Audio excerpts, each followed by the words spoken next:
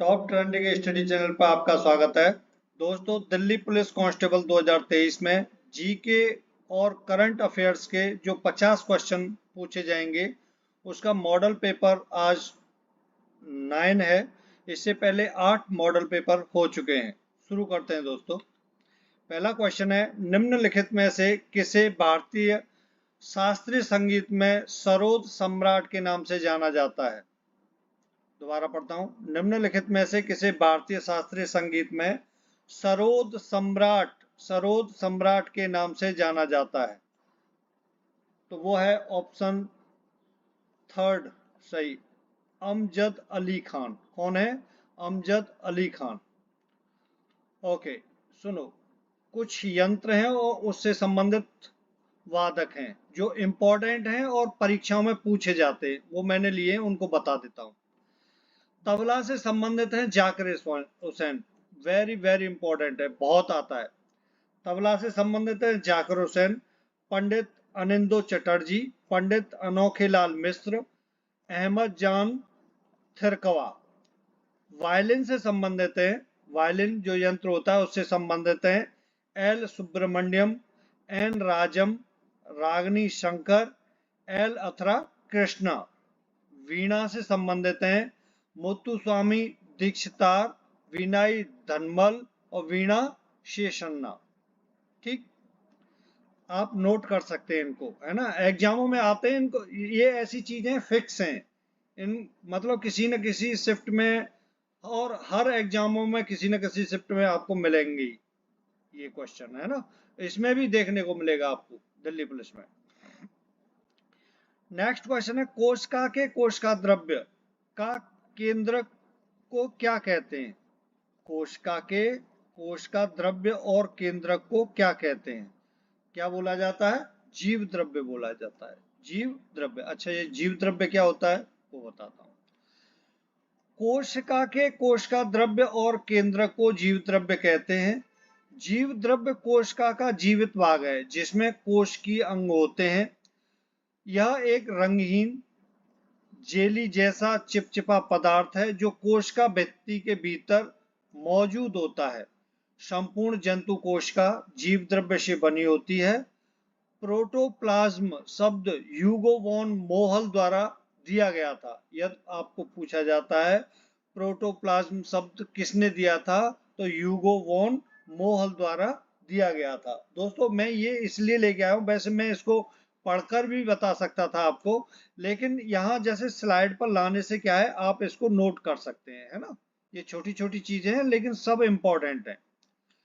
Next question है, 15 जनवरी 2023 को 71वें वार्षिक मिस यूनिवर्स प्रतियोगिता की विजेता किसे नामित किया गया है?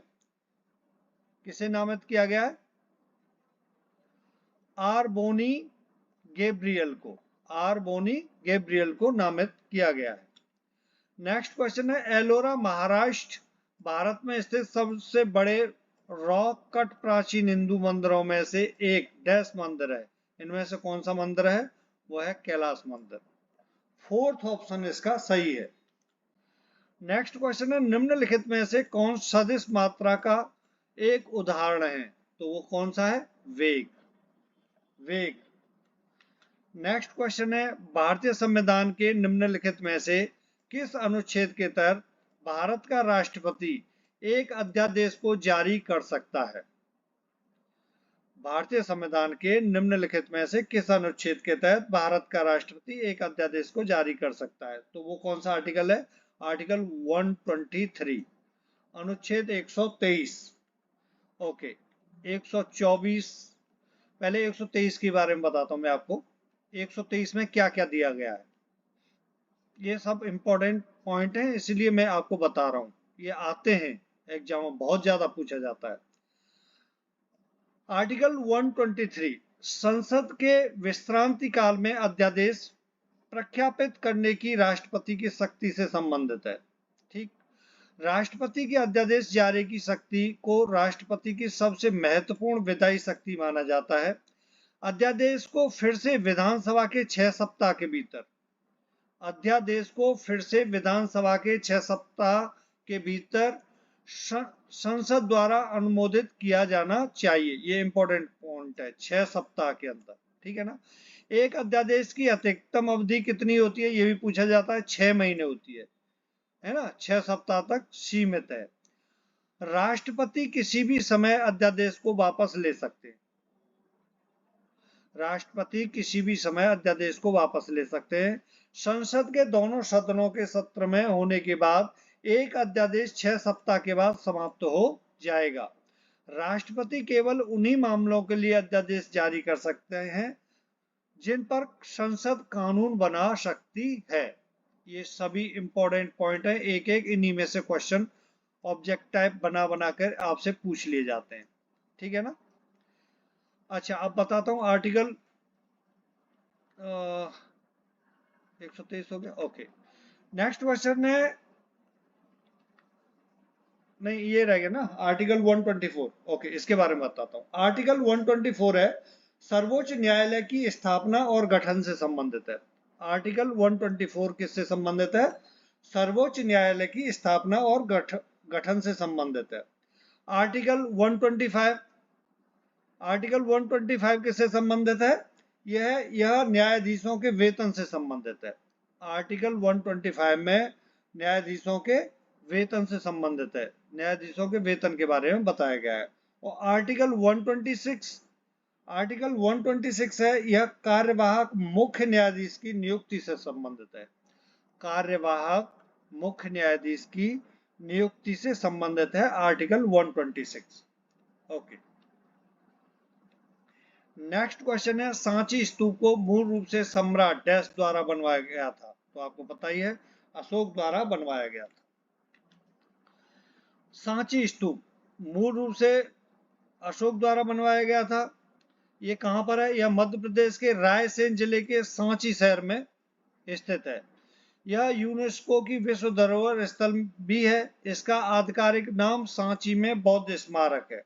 सांची स्तूप संख्या 1 में बड़ी संख्या में ब्रह्मी शिलालेख हैं।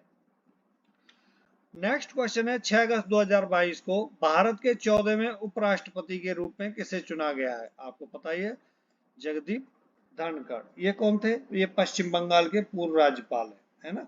इनके खिलाफ, अच्छा ऐसे क्वेश्चन पूछ लेते हैं कि जगदीप धनखड़ जो उपराष्ट्रपति है, इनके खिलाफ मतलब अपोजिशन में किसने चुनाव लड़ा था? इनके खिलाफ कौन खड़ी हुई? तो सुश्री मार्गरेट आल्वा इनके मतलब खिलाफ खड़ी हुई थी और वो 346 मतों से उनको हारना पड़ा था, है ना। 346 मतों से जगदीप धनखड़ जीत गए थे।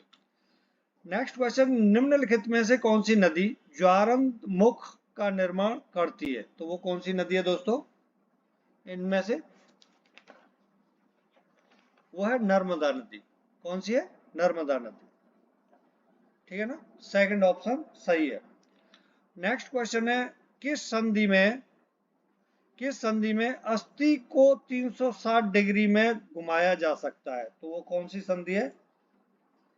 पहला ही ऑप्शन सही है, कंदुक खल्लिका संधि। कंदुक खल्लिका संधि। ये इसको मैं डिफाइन करता लेकिन टाइम ज्यादा हो जाएगा, है ना, पूरा बताता नहीं तो मैं आपको, इसको वीडियो काफी लंबी हो जाती है। नेक्स्ट क्वेश्चन है, सिंधु घाटी सभ्यता का प्राचीन स्थल कालीबंगा भारत के किस राज्य में स्थित है? तो वो आपको पता है, राजस्थान में स्थित है।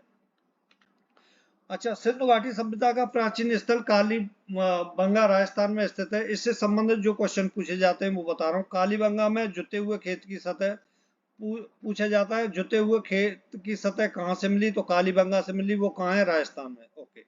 7 अग्रवेदियां कहाँ से मिली? कालीबंगा से मिली।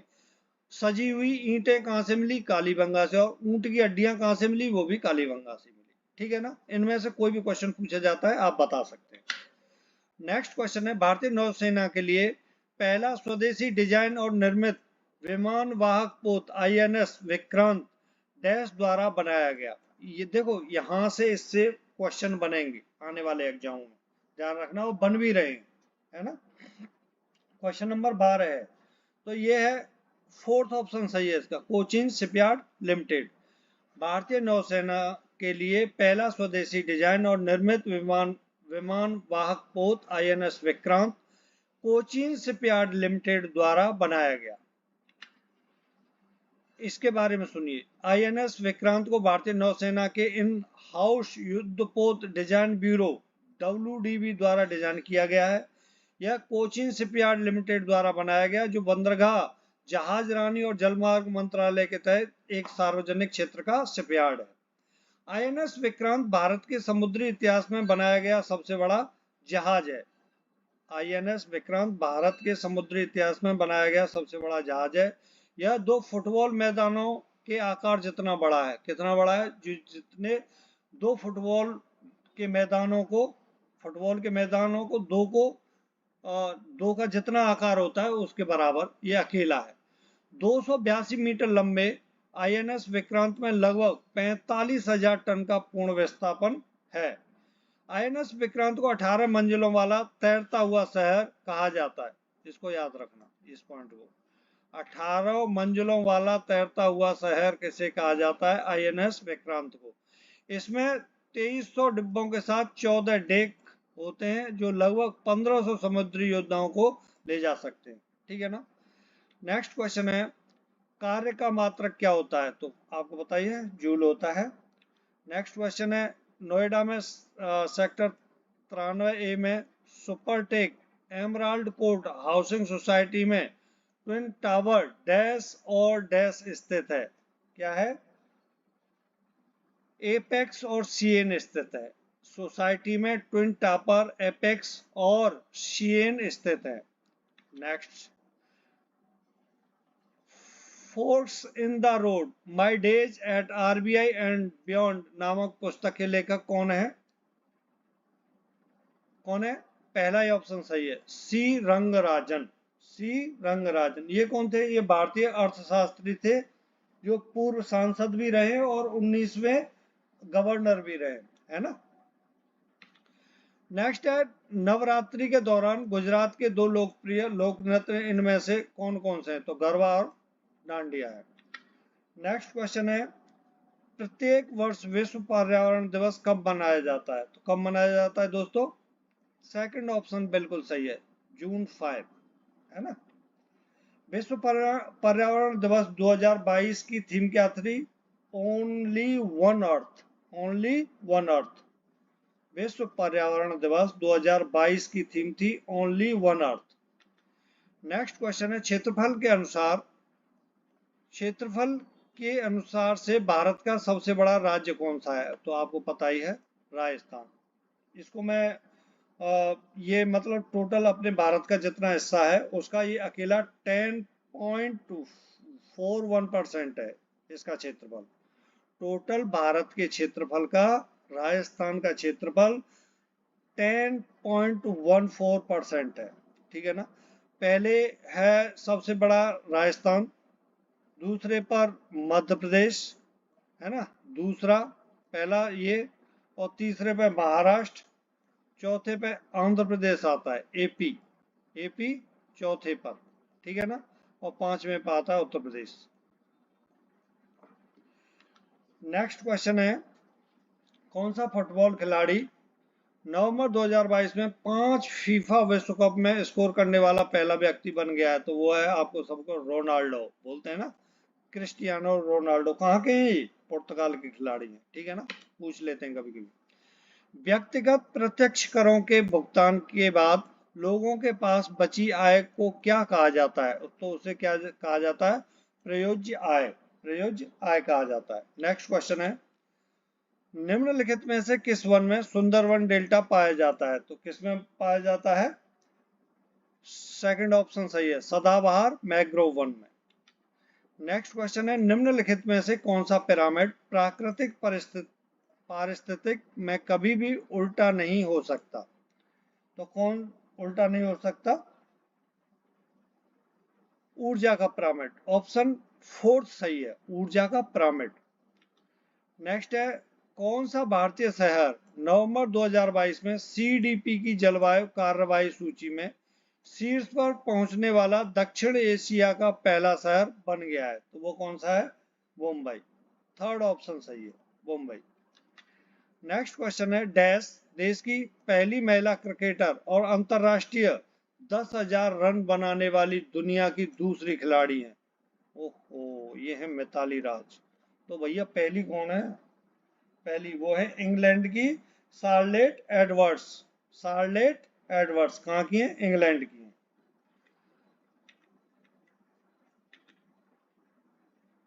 नेक्स्ट क्वेश्चन है, किस शासक ने बाजार में मूल्य सुधारों की शुरुआत की थी? तो ये की थी अलाउद्दीन खिलजी ने। इसने 3 प्रकार के बाजार बनाए थे, वो बताता हूँ कौन कौन से। देखो ये इंपॉर्टेंट है इसलिए लिया है। अलाउद्दीन खिलजी जन्म से, ये बता दिया, ये पूरी कहानी है, इसे छोड़ो। उसने बाजार में मूल्य सुधारों की शुरुआत की बर्नी के अनुसार। बर्नी कौन थे? एक कौन है जो मतलब इनकी लिखते थे, मतलब जिन्होंने किताब लिखी है इसके बारे में, है ना, बर्नी वो हैं। तो अलाउद्दीन खिलजी ने दिल्ली में 3 बाजार स्थापित किए। कौन सा? पहला खाद्यान्न के लिए, दूसरा कपड़े और महंगी वस्तुओं जैसे चीनी, घी, तेल, सूखे मेवे आदि के लिए, और तीसरा घोड़े, दासों और मवेशियों के लिए आदि। इन सभी, ये 3 तरह के इसने बाजारों की शुरुआत की थी। ठीक है ना, मूल्य सुधारों की शुरुआत की थी बाजारों में। अच्छा, ज्यादा डीपली आपको इसको पढ़ना है तो मैंने हिस्ट्री की वीडियो ये बना रखी हैं, आप उनको देख सकते हैं। नेक्स्ट है, इंडिया क्लीन एयर समिट 2022 का चौथा संस्करण बेंगलुरु में आयोजित किया गया। समिट का विषय क्या था? तो क्या था समिट का विषय? इसमें से कौन सा था? ऑप्शन सी सही है इसका, मतलब option third, the right to life, citizens at the centre of science. India clean air summit 2022 का चौथा संस्करण बेंगलुरु में आयोजित किया गया। समिति का विषय था, क्या था समिति का विषय? The right to life, citizens at the centre of science. Next question है, मानव विकास सूचकांक के स्वास्थ्य घटक को डैश द्वारा मापा जाता है? तो किसके द्वारा मापा जाता है? जन्म पर जीवन प्रत्याशा। जन्म पर जीवन प्रत्याशा, थर्ड ऑप्शन बिल्कुल सही है। नेक्स्ट क्वेश्चन है, अंतरराष्ट्रीय तिथि रेखा कौन सी है? कौन सी है? 180 डिग्री देशांतर। नेक्स्ट क्वेश्चन है, जुलाई 2022 में किस बैंक ने आधिकारिक तौर पर अपने ग्राहकों को व्हाट्सएप बैंकिंग सेवा देना शुरू कर दिया है? तो वो एसबीआई ने शुरू किया। किसने? एसबीआई ने। एसबीआई की स्थापना कब हुई थी? 1 जुलाई 1955। कब हुई थी? 1 जुलाई 1955। प्रथम अध्यक्ष कौन थे? दिनेश खारा। कौन थे? दिनेश खारा। हेडक्वार्टर कहाँ है एसबीआई का? बंबई में। नेक्स्ट क्वेश्चन है, निम्नलिखित में से किसने 13 अक्टूबर 2022 को आईआईटी गुवाहाटी में एक सुपर कंप्यूटर सुविधा परम कामरूप का उद्घाटन किया है? किसने किया है? देखो ये क्वेश्चन कई तरीके से बन सकता है कि आईआईटी गुवाहाटी में एक सुपर कंप्यूटर सुविधा, उसका क्या नाम है जो शुरू की गई है? तो परम कामरूप। ठीक है ना, तो वो राष्ट्रपति द्रौपदी मुर्मू ने शुरू की है। नेक्स्ट क्वेश्चन है, 1757 में कौन सी महत्वपूर्ण घटना घटी? तो भैया कौन सी? प्लासी का युद्ध हुआ था वो, तो सेकंड ऑप्शन सही है, प्लासी का युद्ध। अच्छा, सिपाही विद्रोह बताता हूँ। देखो सिपाही विद्रोह 1857 से 58 में हुआ था। ठीक है ना। ईस्ट इंडिया कंपनी 1600 में स्थापित एक अंग्रेज और बाद में ब्रिटिश संयुक्त स्टॉक कंपनी थी। ठीक है। और भारत में पहली जनगणना 1872 में ब्रिटिश वायसराय लॉर्ड मेयो के अधीन हुई थी। पहली पूर्ण जनगणना 1881 में हुई थी। स्वतंत्र भारत की पहली जनगणना 9 फरवरी 1951 को हुई थी। ठीक है ना, ये इंपॉर्टेंट है पॉइंट। नेक्स्ट है, निम्नलिखित में से कौन सा एंजाइम मानव शरीर में स्टार्च के पाचन से संबंधित है? तो कौन सा है? एमाइलेज। कौन सा है? एमाइलेज। थर्ड ऑप्शन सही है। नेक्स्ट है, भारतीय राष्ट्रीय कांग्रेस के संस्थापक अध्यक्ष कौन थे? तो कौन थे दोस्तों? व्योमेश चंद्र बनर्जी। थर्ड ऑप्शन बिल्कुल सही है। नेक्स्ट क्वेश्चन है, बिहार में 1857 के विद्रोह के नेता कौन थे? कौन थे जी? कुंवर सिंह। फोर्थ ऑप्शन सही है। नेक्स्ट क्वेश्चन है, केंद्रीय अन्वेषण ब्यूरो सीबीआई द्वारा संचालित ऑपरेशन मेघ चक्र, देखो ऐसे भी पूछ सकते हैं, ऑपरेशन मेघ चक्र किससे संबंधित है? ठीक, निम्नलिखित में से किससे संबंधित है? किससे? बाल यौन शोषण से। थर्ड ऑप्शन सही है। ठीक। नेक्स्ट है, निम्न में से किस यौगिक का क्वथनांक सबसे कम होता है? भैया HCl का होता है सबसे कम। नेक्स्ट क्वेश्चन है, निम्नलिखित में से कौन भारत में लोक धन के संरक्षक, कस्टोडियन और न्यासी ट्रस्टी के रूप में कार्य करता है? कौन? नियंत्रक एवं मालिका परीक्षक, आर्टिकल 148। इस समय कौन है? श्री गिरीश चंद्र मुर्मू, है ना? क्या कौन है इस समय? श्री गिरीश चंद्र मुर्मू। नेक्स्ट क्वेश्चन है, किस संवैधानिक संशोधन ने शिक्षा के अधिकार को मौलिक अधिकार के रूप में पेश किया था? तो किसने किया था भैया? 86वां संविधान संशोधन था जो सन 2002 में हुआ था, जिसमें आर्टिकल 21A को जोड़ा गया था। किसको? आर्टिकल 21A को जोड़ा गया था और इसको मौलिक अधिकार बना दिया गया था, आर्टिकल 21A को। ठीक है। नेक्स्ट क्वेश्चन है, किस अवसर पर प्रधानमंत्री नरेंद्र मोदी ने एक नई PM श्री योजना की घोषणा की? किस पर की? बताइए। 39 राष्ट्रीय शिक्षक दिवस पर। किस पर? राष्ट्रीय शिक्षक दिवस पर। कब मनाया जाता है? 5 सितंबर 2022 को ये की थी घोषणा, है ना? 5 सितंबर को मनाया जाता है।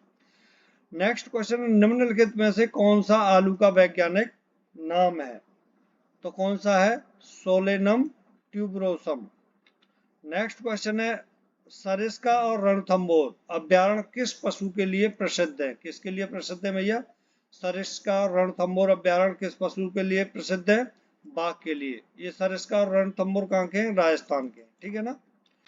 नेक्स्ट है, राज्यसभा सदस्य बनने की योग्यता प्राप्त करने के लिए निम्न में से कौन सी न्यूनतम आयु होनी चाहिए? तो भैया 30 वर्ष होनी चाहिए, ऑप्शन पहला ही सही है। नेक्स्ट है, भारतीय राष्ट्रीय कांग्रेस ने निम्नलिखित में से किस गोलमेज सम्मेलन में भाग लिया था?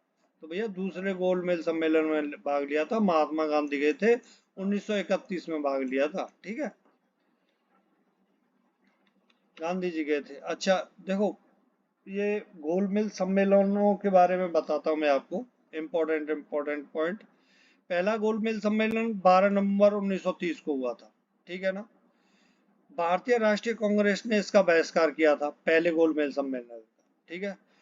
अच्छा, भारतीय राष्ट्रीय कांग्रेस के अलावा निम्नलिखित ने इसमें भाग लिया था, मतलब पहले गोलमेज सम्मेलन में भारतीय राष्ट्रीय कांग्रेस ने भाग नहीं लिया था, लेकिन इनमें से मुस्लिम लीग ने भाग लिया था और हिंदू महासभा ने भाग लिया था और अछूत समुदाय ने लिया था।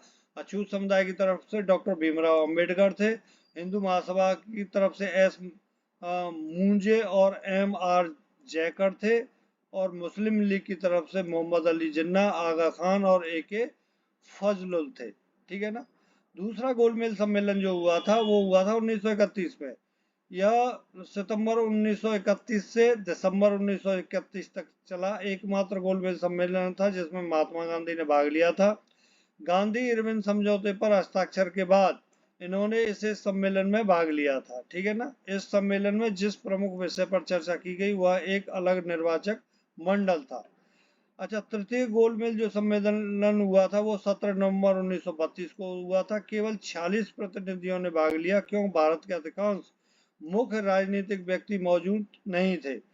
ब्रिटेन की लेबर पार्टी और भारतीय राष्ट्रीय कांग्रेस ने भाग लेने से इनकार कर दिया था। सितंबर 1931 से मार्च 1933 तक, देखो इसमें ब्रिटेन की लेबर पार्टी ने भी भाग नहीं लिया था। सर सैमुअल होरे के प्रशासन के तहत सुझाव गए सुधारों ने भारत सरकार 1935 में परिलक्षित रूप से लिया। नेक्स्ट क्वेश्चन है, निम्नलिखित में से कौन सा रासायनिक परिवर्तन नहीं है? कौन सा नहीं है? पानी का जमना। थर्ड ऑप्शन सही है। नेक्स्ट क्वेश्चन है, भारतीय रॉक कट वास्तुकला के बेहतरीन उदाहरणों में से एक बाघ की गुफाएं डैश राज्य में स्थित हैं? तो भैया MP में। फोर्थ ऑप्शन सही है। फोर्थ ऑप्शन सही है। नेक्स्ट है, निम्नलिखित में से किसका उपयोग वस्त्र और चमड़े के प्रसंस्करण में किया जाता है? तो किसका किया जाता है भैया? फार्मिक अम्ल का। थर्ड ऑप्शन सही है। नेक्स्ट क्वेश्चन है दोस्तों, निम्नलिखित में से कौन सा राज्य सूरज कुंड अंतरराष्ट्रीय शिल्प मेला की आयोजन करता है, का आयोजन करता है ना, का आयोजन करता है। तो ये देखो सूरज कुंड मेला बहुत पूछा जाता है, ठीक है ना, हरियाणा करता है। नेक्स्ट क्वेश्चन है, भारत में किस पंचवर्षीय योजना को गॉड गिल योजना के नाम से भी जाना जाता है? तो तृतीय कहाँ है? ये सही है, ठीक है ना, तृतीय पंचवर्षीय योजना। नेक्स्ट क्वेश्चन है, न्यूमोनिया मानव शरीर के निम्नलिखित में से किस अंग को प्रभावित करता है? किसको? फेफड़ों को प्रभावित करता है। सेकंड ऑप्शन सही है। नेक्स्ट है, निम्नलिखित में से किस यात्री ने गुप्त काल के दौरान भारत की यात्रा की थी? लास्ट क्वेश्चन है, निम्नलिखित में से किस यात्री ने गुप्त काल के दौरान भारत की यात्रा की? किसने की थी? फायान ने की थी।